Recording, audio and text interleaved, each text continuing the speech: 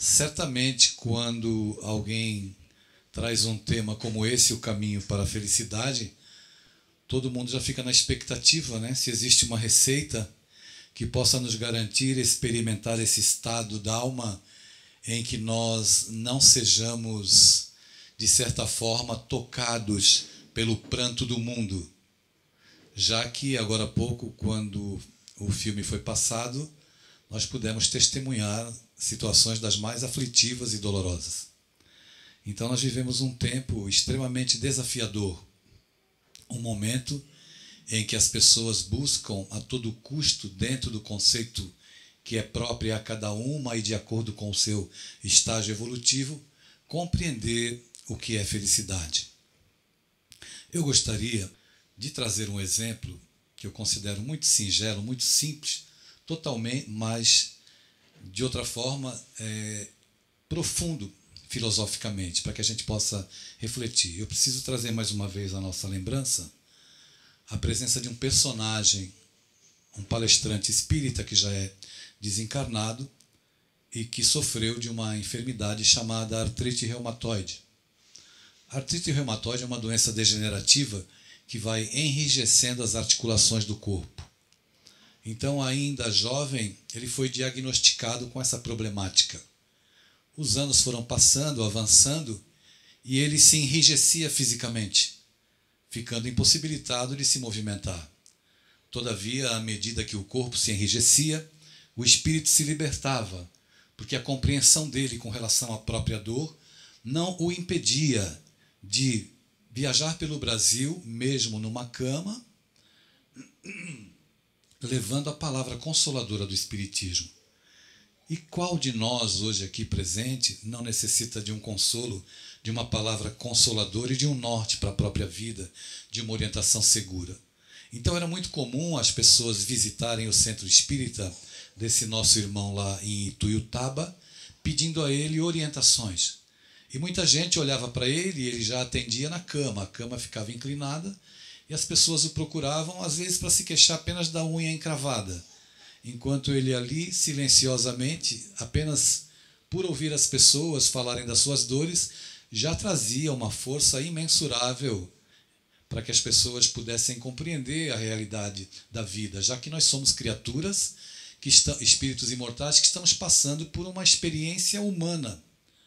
Então, o que eu gostaria de trazer para a gente mergulhar um pouquinho nesse texto, nesse contexto do caminho da felicidade, é a definição que ele deu sobre felicidade depois de estar muitos anos na cama, perder os movimentos, apenas movimentar a boca e também perder a visão. Então ele ficou cego e não se movimentava, mas ainda assim saía da sua casa e viajava pelo Brasil em uma cama, era trazido aos centros espíritas onde era convidado em uma cama para falar do Evangelho, para falar de Jesus.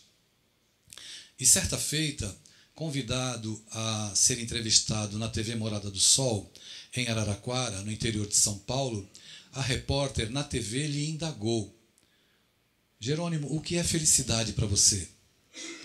E ele sorriu de maneira discreta e respondeu: felicidade para mim, que já estou há tantos anos preso a essa cama, seria virar de lado. Então a gente começa a refletir, trazendo para o nosso questionamento, para as indagações das nossas almas essa noite, acerca do caminho da felicidade.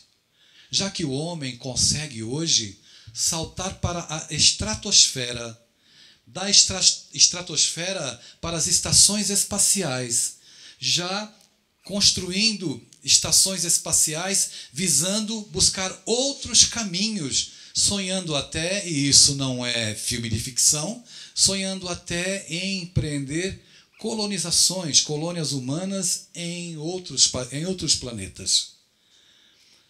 Também consegue o homem, hoje, através da tecnologia, mergulhar nos abismos oceânicos, procurando caminhos ainda desconhecidos na própria intimidade do nosso planeta. Consegue também o homem, nos dias de hoje, mergulhar no microcosmos, estudar doenças, encontrar a cura, mas não consegue visitar a intimidade da própria alma. e descobrir na intimidade do próprio ser onde nascem as dores que tanto trazem sofrimento e aflição. É realmente um momento muito interessante, já que nós que nos reunimos hoje aqui no Viana de Carvalho e tendo uma realidade dessa tão próxima como foi apresentada para nós, das vovós assistidas, nós também sofremos de um tipo de artrite reumatoide. Só que a nossa artrite reumatoide ela é moral, ela é espiritual. Nós estamos rígidos nos nossos conceitos. Nós estamos entrincheirados a tal ponto nos nossos preconceitos, em pontos de vista que não nos servem mais para nada, e não conseguimos lançar um olhar um pouco mais além, para enxergar essas vovós, por exemplo. E me permitam eu ir um pouquinho mais fundo. Na maioria das vezes, a gente não consegue virar de lado nem dentro de casa. Quando Jerônimo Mendonça afirma que a felicidade para ele naquele momento da sua vida seria virar de lado, nós podemos nos indagar hoje se nós estamos nos virando de lado. Nós que dispomos de saúde física, orgânica, espiritualmente nós estamos nos virando de lado para contemplar aqueles que partilham conosco a experiência da vida, a começar pelo nosso próprio lar. O que é certo é que nós procuramos sempre os atalhos para aliviar as nossas dores e buscamos toda sorte de ajuda, como se encontrar a felicidade fosse um processo miraculoso, em que nós podemos gozar da felicidade naquilo que entendemos ser o bom e o melhor da vida e ficar indiferente ao grande pranto do mundo. E olha que haja pranto nesse mundo. Quantas criaturas se encontram mergulhadas hoje em labirintos torturantes de sofrimentos, porque acabaram perdendo a própria referência. A grande realidade desses tempos é que o homem está estruturando a sua vida emocional. Nós estruturamos a nossa vida, psicologicamente falando, sobre as bases e os valores podres que o mundo vende. O mundo vende valores fugazes, sob os quais nós edificamos as nossas perspectivas e as nossas expectativas quanto à vida. E, de repente, a dor vem nos visitar e nós não temos estrutura emocional para lidar com aquele revés. É aí que nós acabamos nos perdendo. E o que ocorre hoje é que a maioria de nós perdeu o endereço da própria essência espiritual. Como espírito que somos, o caminho da felicidade, se é que existe um caminho, seria voltar para nós mesmos. Avaliar, fazer um inventário da própria vida para poder nos conectar novamente com a nossa essência espiritual. E a nossa essência espiritual, nós, enquanto espíritos, necessitamos de coisas abstratas, subjetivas. É interessante isso. A vida na Terra, a vida material, nos pede a aquisição, a posse. É o alimento que a vida aqui na Terra oferece. Melhor dizendo, fazendo uma analogia com o Evangelho, pensando em Jesus e trazendo o Evangelho para a nossa reflexão acerca do caminho da felicidade, nós hoje, que estamos aqui reunidos, temos sede de beber da água espiritual, aquela que vai saciar a sede do nosso espírito, pacificando o nosso interior, trazendo um apaziguamento para a nossa intimidade. Essa é a água que Jesus ofereceu à mulher samaritana ali à beira do poço de Jacó. Quando ele disse a ela, mulher, dá-me de beber. Ela surpreendeu-se com o pedido daquele homem, porque ele era judeu, e os judeus não falavam com as samaritanas. Mas voltando para Jerusalém, o Cristo sentiu necessidade de passar mais um ensinamento e passar pela Samaria, fazer da Samaria uma parte do seu trajeto para trazer um novo ensinamento. Ele diz a ela que se ela beber da água que ele tem a oferecer, ela jamais terá sede. Nós podemos hoje nos sentar à beira do poço de Jacó e beber dessa água. Mas a nossa sede de vida aqui na Terra e pelas coisas que o mundo oferece é tão grande que nós bebemos um outro tipo de água. É a água que toca de perto as nossas sensações. É a água salgada, aquela que a gente vai bebendo e não sacia a sede. E por conta disso a gente sofre, porque a gente transfere o nosso olhar de quem é espírito, para aquilo que o mundo oferece, de satisfações e gozos. E com isso nós nos perdemos, a ponto de ter que criar e pensar num mês como esse de Setembro Amarelo, que nós estamos vivenciando, que é o mês de conscientização das pessoas com relação ao combate ao suicídio. Eu gostaria de fazer um pequeno parêntese para falar acerca do mês Setembro Amarelo, que se originou nos Estados Unidos com uma família de classe média norte-americana.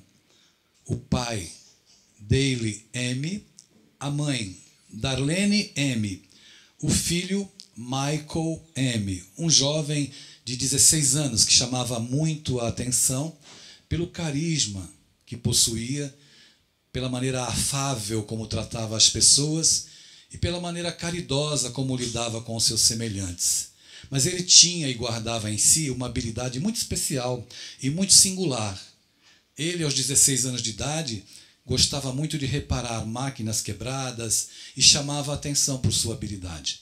Até que em determinado momento ele decidiu reparar o Mustang do pai, que se encontrava na garagem. Pediu licença para o pai, comprou as peças e reparou o Mustang. E fez mais, pintou o Mustang de amarelo. Mas, para a surpresa daqueles que conviviam com o jovem Michael M., ele se suicidou. E ninguém entendeu o porquê dele ter dado cabo da própria vida. Para a surpresa geral, no velório, os pais providenciaram 500 fitas amarelas e colocaram uma frase que distribuíram junto com as fitas amarelas. Se precisar de ajuda, peça. Esse movimento de 500 fitas amarelas se espalhou pelos Estados Unidos da América e depois ganhou o mundo. E como o jovem Michael M. suicidou-se no mês de setembro, o mês de setembro ficou denominado como o mês do Setembro Amarelo. O que isso tem a ver com o caminho da nossa felicidade? O homem, em sua vida, em sua jornada aqui na Terra, ele está empreendendo uma travessia pelo mundo. E às vezes nós nos sentimos sozinhos, solitários, como se estivéssemos num deserto. E é verdade que às vezes nós estamos num deserto. Olhamos para um lado, não encontramos respostas, as angústias nos visitam, as adversidades batem à nossa porta e nós não sabemos como lidar. De maneira que aqueles que se deixam enredar apenas por aquilo que a vida na Terra tem a oferecer, acabam perdendo a referência de si mesmos e com isso chafurdam-se na dor e nas lágrimas e podem resvalar nas ideias suicidas. O caminho da felicidade está posto que certamente não é aquele que o mundo propõe, mas é aquele proposto por Deus, pelo Cristo, quando Ele nos pede não que sejamos religiosos apartados do mundo, mas que sejamos criaturas humanas a aceitar a própria humanidade, as próprias limitações, a ponto de compreender que ser feliz na Terra é servir. A ponto de compreender que a felicidade é proporcional à felicidade que eu posso produzir na vida dos meus semelhantes. Não existe uma ilha de felicidade. Não existe um ponto único que possa nos fazer feliz na aquisição de qualquer bem material, porque tudo é passageiro. O Espírito Maria Dolores nos diz em um soneto que a dor no tempo varia. Cada qual tem o seu dia. E nós temos o nosso dia. A vida ela é cíclica. Hoje nós estamos bem, amanhã enfrentaremos uma adversidade. Mas o que pode fazer a diferença no enfrentamento da adversidade é que a gente possa compreender que essa sede que a gente sente às vezes, provocada pela amargura, pela melancolia, pela incompreensão que ocorre dentro de casa por aquela pessoa que eu não consigo, por mais que eu a ame, estabelecer uma conexão para uma relação saudável, isso passa pelo alimento espiritual. Nós precisamos beber da água que vai saciar a sede do nosso espírito. para compreender. A vida é diversa, as pessoas são diversas e eu não tenho como modificar as pessoas e nem o mundo. O reino dos céus, apregoado por Jesus, deve ser edificado dentro dos nossos corações. É dentro dos nossos corações que nós podemos erguer de fato uma estrutura sólida, emocionalmente falando, para que tenhamos força, coragem e determinação para não nos abalar diante das dores que o mundo está apresentando e que irá apresentar. Não há como entender que existe um caminho para a felicidade em que eu passo incólume, olhando para frente, sem me deparar com as lágrimas e com as pessoas que ao meu lado vão experimentando sofrimentos dos mais graves e mais dolorosos. De maneira que aquele que mais serve, aquele que mais compreende, e alguém pode alegar, mas eu não tenho como servir. Servir, o serviço do bem, ele não se refere apenas ao fato de nós doarmos uma lata de tinta souvenir para pintar o banheiro das vovós. Mas o serviço do bem ele pode acontecer dentro da nossa casa quando a gente silencia, quando a gente faz silêncio ante a dor ou ante a incompreensão, ou quando a pancadaria verbal se instala na intimidade doméstica, você olha e se sente sitiado. Eu vou para onde agora? A quem eu recorro? E se nós tivermos essa fortaleza íntima, essa força espiritual, isso certamente vai fazer a diferença na nossa jornada. E faz, porque o adoecimento físico se dá pelo adoecimento espiritual, primeiramente. Nós vamos nos fragilizando emocionalmente a tal ponto que às vezes nós nos entrincheiramos e parece que a gente não consegue ver mais nada, porque quando nós estamos chorando, os nossos olhos ficam nublados, nós não conseguimos contemplar uma saída. De certa forma, que se nós estamos no mês falando do suicídio, o suicídio é precedido de algumas mortes. Existem pequenas mortes que fomentam o ato do suicídio. E essas pequenas mortes, elas ocorrem pela dificuldade que a gente tem de lidar com a vida e com as dores que chegam até nós. Então, por exemplo, alguém que se divorcia, se não conseguir lidar com esse momento e superar, vai experimentar uma morte emocional. E tem gente que se enterra emocionalmente porque se separou. E não consegue compreender que a vida é muito mais além do que um relacionamento. E às vezes nós fazemos as pessoas de bengalas.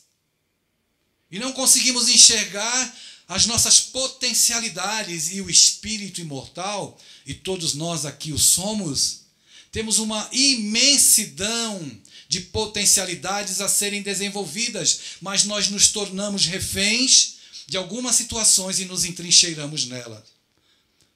E ficamos aprisionados, sequestrados emocionalmente, de maneira que o sofrimento acaba se instalando. E se nós não tomarmos cuidado, e se nós não estivermos atentos, nós perdemos a referência na vida. E a pessoa vai se abandonando, vai perdendo a autoestima, vai se afastando, vai promovendo um apartheid consigo mesma, saindo do convívio social, saindo do convívio dos amigos. E nesses tempos que nós estamos vivendo no nosso país, onde existem muitas pessoas desempregadas, não trabalhar baixa a autoestima de qualquer um. As pessoas que não têm emprego, elas se sentem improdutivas, começam a se entristecer e acabam perdendo o viço, perdendo a alegria de viver. Falar de caminho da felicidade é ter a consciência, e isso o Espiritismo traz para nós de uma maneira muito clara, é ter a consciência de que nós devemos olhar para os lados, saber que hoje a situação pode não estar muito boa comigo, mas vai passar. O que eu não posso é desistir e nem me desestimular de procurar novos horizontes, abrir novas janelas para a minha alma, para que eu possa seguir empreendendo essa travessia difícil que é viver aqui na Terra. Mas se é possível, sim, se construir um novo tempo, se viver uma nova realidade. Eu lancei um livro na Bienal de São Paulo. Na verdade, eu lancei 5 livros agora, né? Eu tenho um problema grave reencarnatório que é hemorragia literária, eu escrevo demais. Então eu escrevo para criança, para jovem, para adulto, sobre psicologia, sobre enfim. Então, aí eu fui lançar o Caminhos da Alma lá no Rio de Janeiro. Mas o Inimigo Íntimo, eu escrevi uma frase assim no começo. Qual é o cúmulo da rebeldia? O cúmulo da rebeldia é você morar sozinho e querer fugir de casa.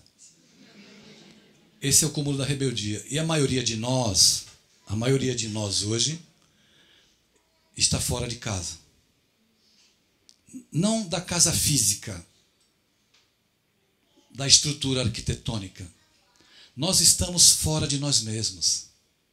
Nós estamos sem sintonia com a nossa essência espiritual.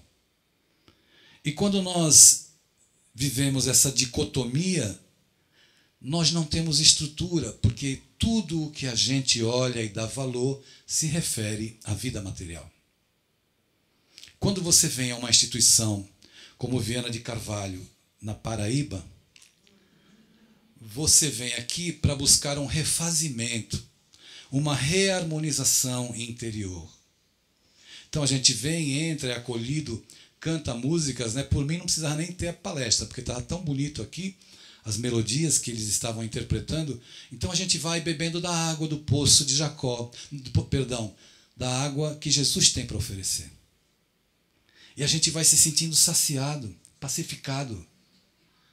Mas quando a gente sai daqui, claro que nós temos os nossos compromissos e devemos cumpri-los, evidentemente. Ninguém pode ser relapso com a própria vida.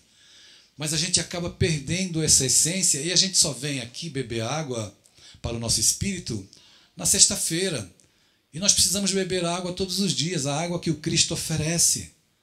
Porque é isso que vai fazer a diferença para a gente conseguir superar esse mundo. Mas nós saímos daqui hoje saciados. E amanhã mergulhamos apenas naquilo que o mundo vende, nos valores podres que o mundo vende, a gente volta a ter sede outra vez. Se beberdes dessa água, jamais terá sede. Quem beber dessa água, tornar-se-á fonte que jorrará para a vida eterna. No instante em que a gente está aqui no Viana de Carvalho, está jorrando do mundo espiritual, nesse momento, fluidos de amor, a água que sacia a sede do nosso espírito, para que a gente se fortaleça e continue vivendo. Mas é preciso mudar algumas coisas dentro de nós, mudar alguns conceitos, ter a compreensão de que eu não tenho condições de mudar o mundo, mas eu tenho a possibilidade de mudar a mim mesmo e aí sim trilhar um caminho da felicidade. E qual é a felicidade? Ela vai ser mensurada? Não. Os Espíritos nos dizem, lá no Livro dos Espíritos, que a felicidade com relação à vida material é a posse do necessário. Mas nós não nos contentamos com o necessário. Olha que informação sublime. A felicidade com relação à vida material é a posse do necessário, dizem os Espíritos. As vovós apresentadas aqui antes, elas não têm nem o necessário. Elas não têm uma vida digna que todo ser humano deveria ter. Mas nós podemos nos mobilizar para auxiliar. E no instante em que você se mobiliza para fazer algo para alguém, para trazer algo para alguém, que você sabe que vai dar benefício, fomentar bem-estar, você está no caminho da felicidade. Uma história que eu escrevi em um livro chamado Algemas Invisíveis, que eu lancei há alguns anos atrás, eu acho que ainda tinha até cabelo naquela época, um livro que se chama Algemas Invisíveis. Conta a história de um lavrador que era muito feliz. Ele vivia com a esposa numa pequena propriedade, e no fundo da propriedade passava um córrego. Certa feita, no período da tarde, o sol estava muito forte, um dia era muito quente, um viajante do caminho passou em frente à propriedade dele, bateu palmas, ele foi atender. Sabe como são as pessoas do interior? No instante em que ele foi atender, ele já abriu a porta, convidando o homem, abriu o portão, e o homem pediu água. Então ele convidou o homem a entrar foi até a varanda, enquanto no interior ele foi pegar uma moringa de água fresca. Chamou o homem para a sala, serviu-lhe a água fresca naquelas canequinhas de alumínio que dão ainda mais aquela sensação de frescor. Dá licença. Que deu até sede. O homem entrou,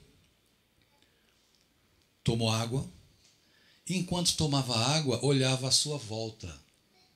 E virando-se para o lavrador, disse assim: tu és feliz?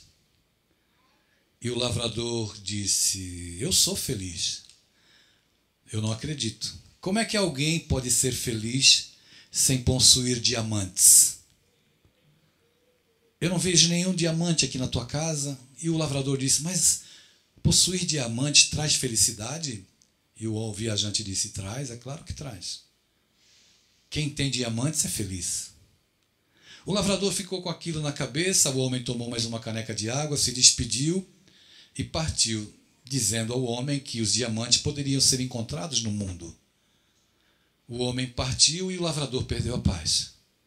Voltou-se para a esposa e disse assim: mulher, nós não somos felizes porque nós não temos diamante. Mas eu já sei o que eu vou fazer. Eu vou te colocar na casa dos teus pais, vou vender a nossa propriedade e vou para o mundo buscar diamantes. E o dia que eu encontrar diamantes eu volto, para a gente ser bastante feliz. E assim ele fez. Vendeu a propriedade e partiu. Os anos passaram. Ele não encontrou a felicidade, não encontrou diamantes. E morreu. Anos depois, aquele mesmo viajante passou em frente à propriedade, numa tarde quente, bateu palmas e saiu o morador, o comprador da casa do homem que foi atrás dos sonhos. Convidou-o a entrar com aquela hospitalidade. Ele pediu água, ele o levou até a sala. E quando o viajante entrou na sala, ele ficou absolutamente espantado, porque tinham diamantes em todos os móveis rústicos e simples da casa. E então ele indagou ao homem, ao novo proprietário: onde é que você encontrou esses diamantes? E ele respondeu com simplicidade: eu achei aqui atrás no córrego de casa. Será que nós estamos querendo procurar diamantes em outras paragens e não corremos o risco de nos chafurdar em maiores sofrimentos? Porque o caminho da felicidade, ele não está a alhures. O caminho da felicidade passa por dentro de nós. É um caminho difícil? É. Por quê? Porque eu tenho que abdicar de muita coisa. Eu tenho que desapegar de muita coisa e eu tenho que viver um novo tempo. Por isso é fundamental que nós todos tenhamos simplicidade até para sonhar, até para estruturar os nossos sonhos. E se porventura você já sofreu algum revés, a dor já te visitou, ou a enfermidade te convidou a ficar um tempo pensando na vida, não são propostas ou ações que venham a trazer castigo para qualquer um de nós, mas são pausas que a vida nos pede fazer para consertarmos, corrigirmos a nossa rota, já que não existe felicidade sem que se possa proporcionar felicidade a outrem. No instante em que estamos aqui bebendo da água que necessitamos como espíritos, nós precisamos refletir seriamente para não perdermos a oportunidade, porque a vida é maravilhosa. E ela é exatamente aquilo que nós fazemos dela. O homem estava sentado em cima de uma mina de diamante e não sabia. E foi procurar diamantes no mundo. E perdeu os que tinha e não encontrou nenhum. É preciso colocar como meta para a nossa vida as questões espirituais. É preciso que nós tenhamos essa clareza, que assim como o corpo precisa ser alimentado e precisa ser hidratado com água, o espírito precisa ser hidratado com prece. E quando eu falo em prece, eu não me refiro a uma prática religiosa ortodoxa sem sentido. Nós nos referimos a abrir a boca da alma para os ouvidos divinos, para entrar em comunhão com Deus. O caminho da felicidade passa pela renúncia, o caminho da felicidade passa pela aceitação, o caminho da felicidade passa pela compreensão das provas que a vida nos traz. E nós devemos ter coragem, humildade para seguir adiante. Eu gostaria de contar para vocês uma história desse livro aqui. Esse é meu primeiro livro pela editora Planeta, né? Ele está sendo distribuído no Brasil inteiro agora.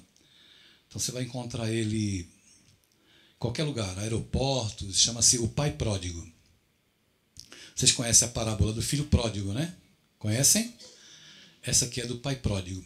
Nós vivemos um tempo em que, como eu trabalho muito com jovens, eu não poderia deixar de fazer esses comentários.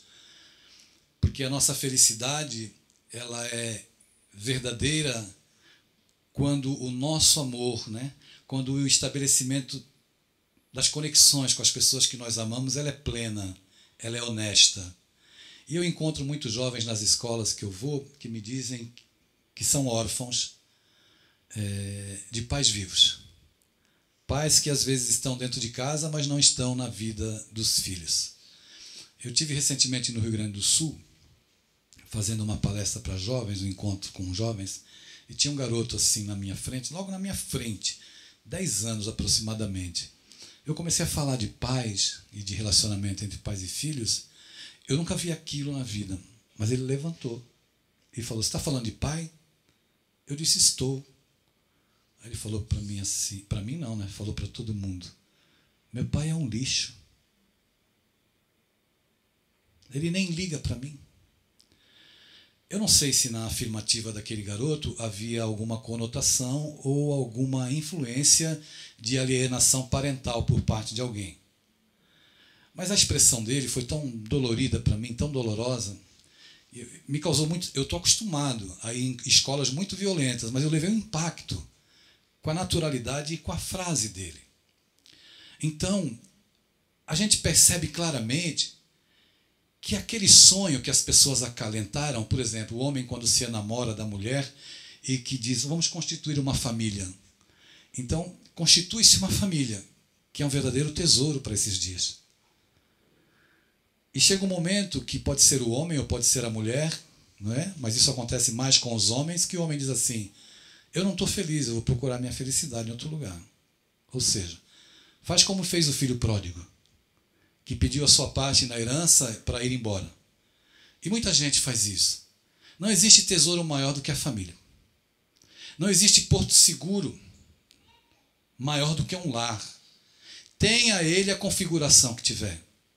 Não importa se é um homem ou uma mulher, se são dois homens, se são duas mulheres, o que importa é que exista dignidade, amor e respeito. Porque caráter não se exemplifica pela condição sexual, mas por aquilo que a gente faz da nossa vida e na vida das pessoas, dos semelhantes que partilham a vida conosco. Então, eu terminei de escrever esse livro, O Pai Pródigo, que conta a história de um pai, de um filho que ama muito um pai, de um pai que era religioso e que alçou a uma condição social muito elevada através da religião. Pregava o amor ao próximo de maneira brilhante, mas não conseguia amar o próprio filho, porque o filho para ele era excessivamente delicado. Então, os conflitos próprios nossos da criatura humana, quando nós falamos de amor e não temos condições de, quando a vida nos convida a uma prova difícil, a gente exemplificar o amor de ser cristão na atitude, não apenas no nosso discurso. No encaminhamento desse nosso encontro, eu gostaria de pedir licença aos senhores e às senhoras que me permitam contar uma história pessoal. Uma história particular que eu faço questão de contar sempre que eu tenho oportunidade, porque eu sei, e a experiência vem me demonstrando, que essa história que eu narro vem ajudando alguns pais e ajudando alguns filhos também. Essa história não fui eu que escrevi, foi Deus que escreveu na minha vida, de maneira que eu vou narrá-la com a minha própria emoção, como vem se caracterizando esse momento da minha vida. Ela aconteceu depois que eu terminei de escrever esse livro. E o meu histórico como educador e como palestrante em todas as escolas que eu vou no Brasil, do sul ao nordeste e ao norte, a minha bandeira sempre foi uma bandeira e uma fala de acolhimento e de respeito a todas as pessoas. Mas, certamente, a divindade queria observar e me convidar a passar pela prova prática, já que a teoria eu tinha muito e falava bastante. Até que, certa feita, eu estava em São Paulo, eu tenho um filho de 32 anos de idade, que é chefe no Tribunal de Justiça do Estado de São Paulo. Um rapaz que sempre obteve êxito em todos os vestibulares que passou nas universidades públicas. É o rei do concurso, passa em todos. Muito inteligente. Todas as vezes que eu vou a São Paulo fazer palestras, a minha família mora no litoral, eu fico hospedado na casa dele, em São Paulo, capital.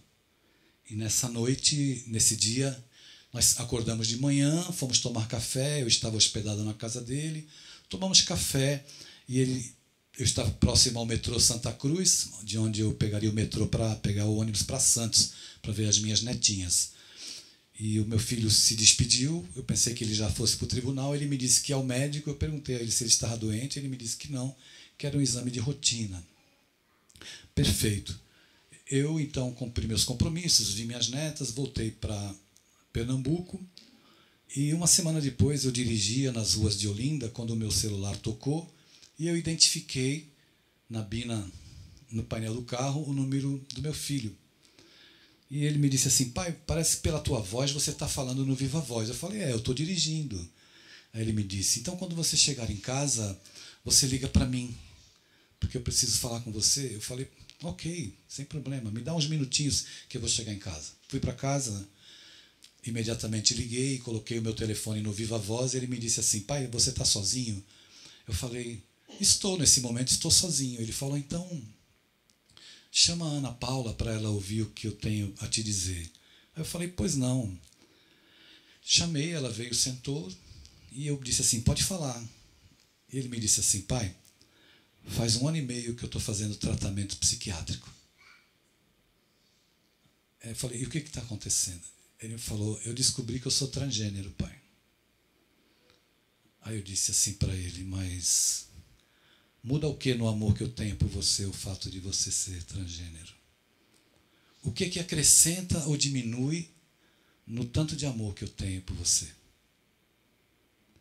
Imediatamente ele começou a chorar e eu ali estava começando a viver a minha nova paternidade. E estava descobrindo que eu tinha uma filha, que eu não tinha um filho. Então eu disse assim para o meu filho: aonde você não for respeitado, eu não serei respeitado. Aonde você não for acolhido, eu não serei acolhido também.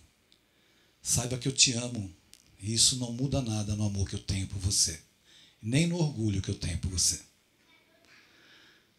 A minha esposa disse a ele as mesmas palavras de acolhimento, ele não conseguiu reagir, porque caiu em pranto, né? Não conseguiu conversar comigo, e eu entrei num novo momento da minha vida em que Deus me convocava a provar na prática tudo aquilo que eu falo nas escolas e onde eu sou convidado a fazer palestras, do quanto a gente deve respeitar as pessoas e aceitar as pessoas como elas são.